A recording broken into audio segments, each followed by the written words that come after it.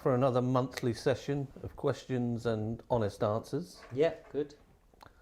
So let's go straight into it. And usually the cry is, why aren't we buying any strikers? This one is from multiple fans. Why are we buying so many strikers? Concerned about squad size and ongoings on wages. Shouldn't we be more focused on a right back?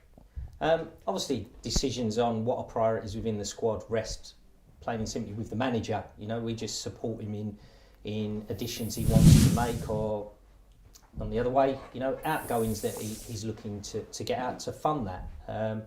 He's stayed within the budget for the first up till the end of wherever we are now, so he hasn't gone over budget at all. As I've said consistently, there is still a little bit of flexibility in it, and how he chooses to strengthen his squad within that budget is purely down to him. And if he wants to go outside of that budget, he'll come to me. I'll then go to the board, and the board will have a discussion and look at the finances at that time and make a decision based on that. Okay. So to answer the question in regards to the strikers, it's at this minute in time we've got Curtis, who unfortunately is injured.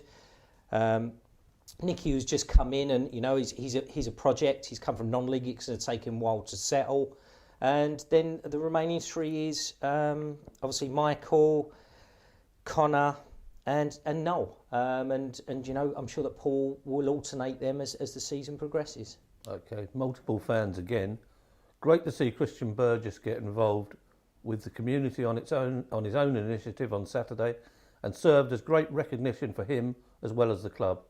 Is it something that the club can encourage players to do more of, possibly through Pompey and the community? Yeah, I mean, listen, it's important to realise what Christian did was absolutely fantastic. And when I saw it first on Facebook, I was like, fair play to you, you know, for doing it. But it's, you know, things like that do go on a lot that I don't think get the publicity. And I'm not saying Christian didn't deserve the publicity, because he did, because what he did was a good thing. But we tend not to shout about what goes on either here or the work that we do with PITC. But just to assure fans, I mean, this afternoon, from what I gather, players are at various schools with PITC. It probably won't even get recognised. No. Do you know what I mean? Yeah, I go by at night and see players taking training sessions from kids at Roco.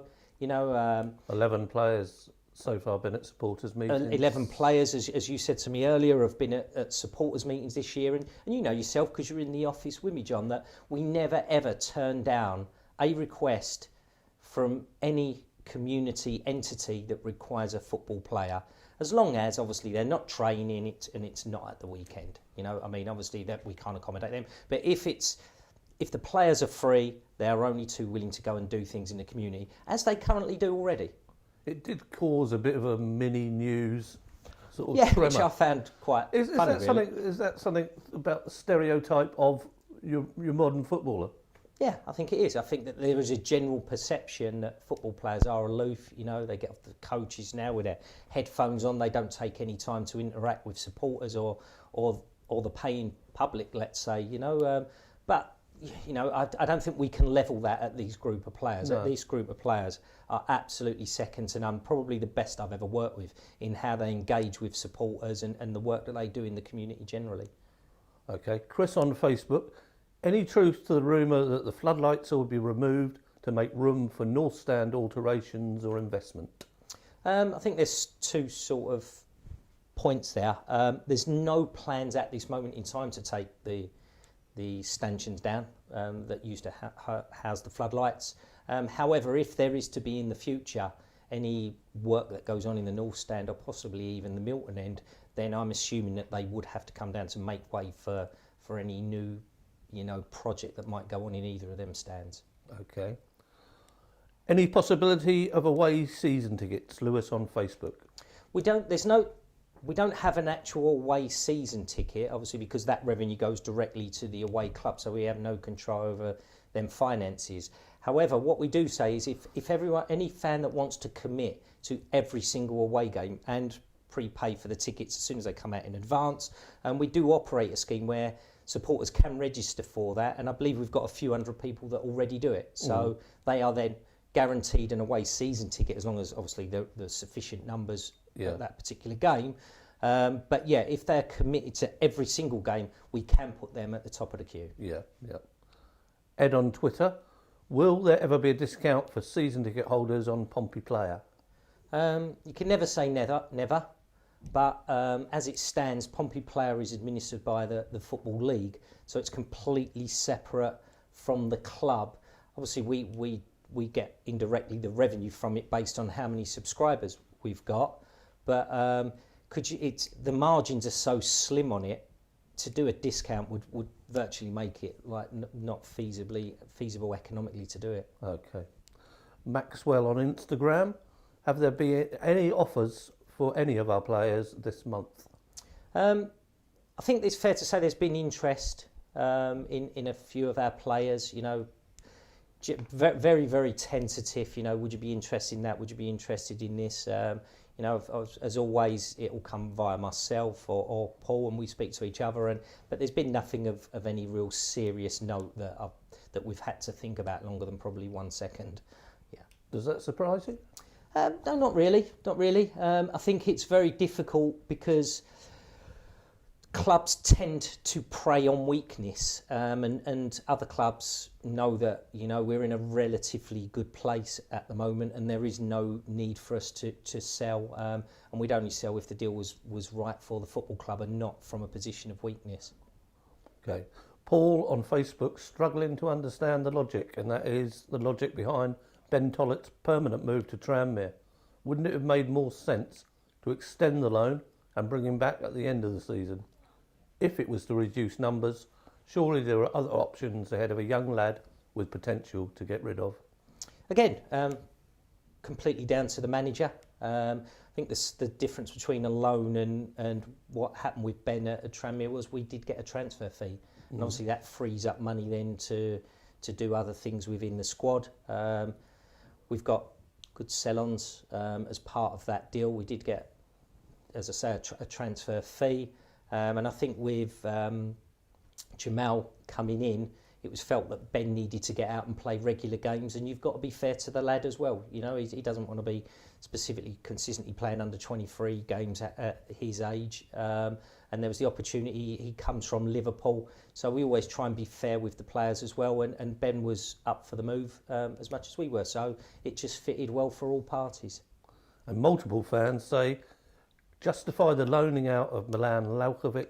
Is this a sign that he's unwanted at Pompey? No, I don't think so. Not in my conversations with Paul. He's never once said to me he's unwanted. Again, it's a question of, are you happy staying within a squad? And we've got a squad that are obviously challenging at the top end, and Paul's going to try and rotate them as and when he can. But again, at Milan's age, he wants to be playing football. And when players knock on your door and say, "Listen, Gaffer, don't feel like I'm getting the starts I want. I really want to be playing." It's not about the money, because when a player goes out on loan, financially for them, they don't really get any more money. They're still getting what they get at their host club. It's about playing. You have to respect that. And you know, again, with Jamal coming in and the general strength in that three, Paul took the decision, you know, that it was unfair to keep Milan here, and he was free to go and ply his trade elsewhere. And to be fair, he sees at training every day what perhaps people don't. Yeah, people, you know, there's a lot of things, you know yourself, you've been around the game for a lot of years, that managers and someone like yourself sees in training, that, you know, influences and whether they're going to pick someone on a Saturday. And I'm not saying that specifically in Milan's case, because Milan's a great, exciting player, you know. But no, listen, let's not get away from the fact we're doing really, really well. You know, the manager picks and chooses his squad how he sees fit, and we have to back him 100% in his judgment, which we do. North Stand upper, lacking stewards, too many under the stand, not enough at top of stairs in amongst seats, still no audible tannoy system apart from staff calls, and no hot water. Also, any chance of clearer seat numbers? I thought all of that. Do you want to go through that? Do you want me to start again? Well, when we go off air, I'll go through that. But in regards of stewarding, you know, we're governed by the licensing authority, so we have the correct number of stewards. It's quite ironic, really, because I do get a lot of complaints that we have too many stewards, and it's feels like a concentration camp, at coming to a football game, which it shouldn't do. So you've got that. Same with the tannoy system. Some say it's too loud. Some say it's too loud. Some say you can't hear it. It's a little bit. I mean, we've had a recent discussion about the lounges and after hours in the lounges. Do we encourage people to come in the lounges or not? Because we've unfortunately, had incidents where we have tried to encourage people into the lounges. There has been an incident, let's say, and then others saying, well, why are you letting people in the lounges after the game's finished? So you sometimes it's just you're caught between the devil and the deep blue sea in making this choice. You upset this group of supporters, you make that choice, and you upset the other group of supporters. But in regards of seats, that is a summer job. So we're consistently looking at doing that every summer, certain sections, upgrading in regards of the seat numbers. Stewarding, as I say, we're governed by our licence and the amount of stewards we have. So I'm assuming and confident that we do have the required number. The PA system, again, that is undergoing, as you know, and I've had complaints today actually because we've been testing it. So hopefully that might even be the new North Stand. We've had complaints from local residents saying that that they can hear the Pink Panther song blaring out. So while they're testing it with a Pink Panther song, I don't know. But no, listen, it's part of an ongoing work that is going on in all stands. Okay. On Instagram, miles.samps, what can we physically do or add to Fratton Park Stadium, providing the funding is accessible? Well, if funding's accessible, you can build a 100,000 seater stadium, I'm sure, but it's always going to come down to the money. As you know, there's a review currently ongoing, and we're looking at all the viable options of if the decision is taken to stay at Fratton Park. But you read all the reports and you read all the different possibilities, but that ultimately it comes back to money and what that money does with our existing ownership model. Instagram again, Josh PFC. What would the likely increase be for season tickets next season if we are to get promoted to League One? It's an interesting one because we're currently undergoing a process, as you would expect now. What do we do with season tickets and tickets generally for next season? We're at the very, I'd say, if you say one's the start of the process and 10's the finish when we announce it, in the press, the prices, we're probably at stage 4 or 5 at the moment, where we are just prior to going to the board to say, look, these are the parameters of where we think we need to be in regards of if we're in League 2 and if we're in League 1 in regards of pricing. And then once I've got them parameters agreed at the board, as you know, we'll go to the fans conference and consult with supporters generally before going out to announce the prices at the end of the season. However, if that's at the end of the season, May 6th, May 7th, or if we're in the playoffs, then how many weeks after that may be. Just so you don't think I'm dodging the question, because I never do dodge it. We're a fan-zone club.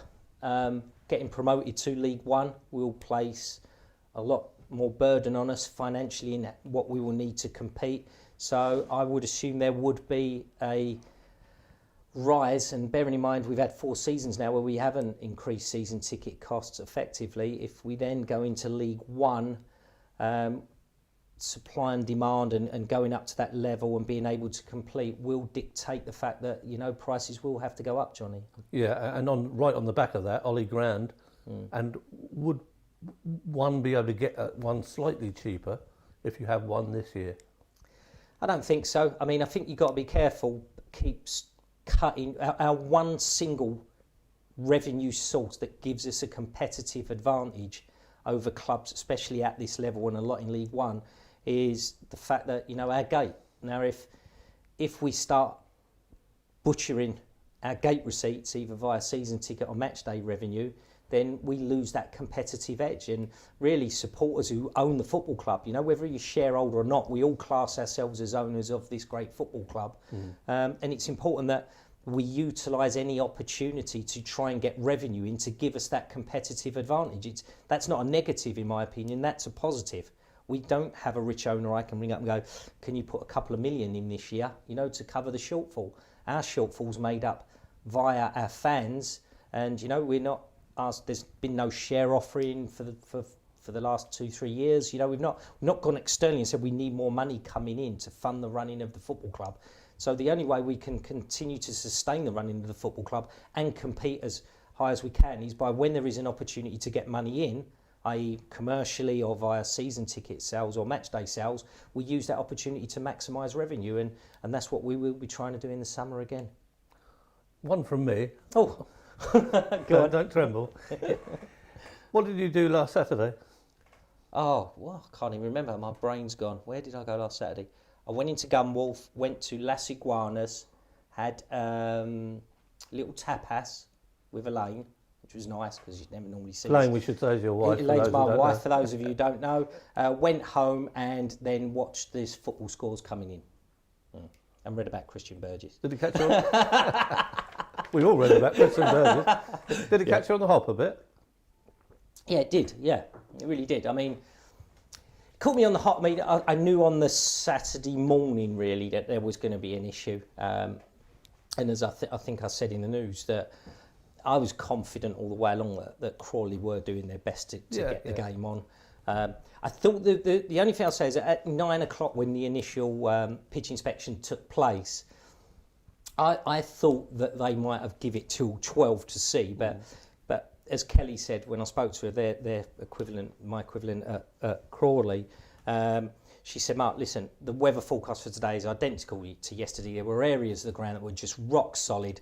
At least if you make the decision at 9 and on the balance of probability the game's not going to go ahead, you do have the opportunity then, like me, to go and make alternative arrangements. Yeah, and let's face it, it's probably more painful for them to actually do it. Yeah. I mean, they lost a lot of money out of it. You know, they were desperate for the game to go ahead, you know, because it's one, I think they'll get less of a gate on the Tuesday, and two, it's just the administration and the costs that are involved in putting a game on, even though it doesn't actually go on. Food, as an example, you know, there's big expenses paying for that food, and then a lot of it gets thrown away. So I'm confident they wanted the game on. You know, I think from what I gathered in the hiring of the blow heaters and the covers, they did what they could. So it's a bit unfair to have a go at it. And I think a lot of people do have a go. A bit like myself at the start, you get a little bit frustrated, but then when you calm down and realise, look, they did all they could. You just really got to get on with it. But yeah, it did catch me on the hop.